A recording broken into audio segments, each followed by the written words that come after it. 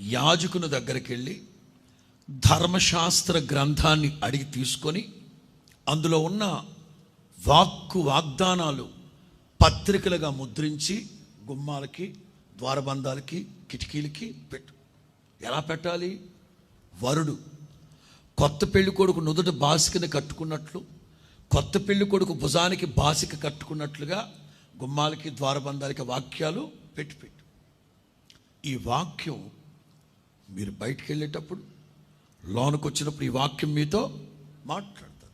మీరు ఇంట్లో సంచరించేటప్పుడు ఈ వాక్యం మీతో మాట్లాడుతుంది. మీరు పడుకున్నప్పుడు, మీరు భోంచేసేటప్పుడు ఈ వాక్కు మీతో మాట్లాడుతుంది. మోరోవర్, అంతకు మించి మీ పిల్లలు అడుగుతారు, డాడీ ఇదేంటి, అదేంటి అని అడుగుతారు.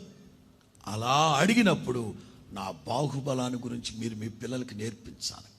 నా బాహుబలం యొక్క శక్తి సంపన్నతలు ఏమిటో మీ పిల్లలకి నేర్పించాలి.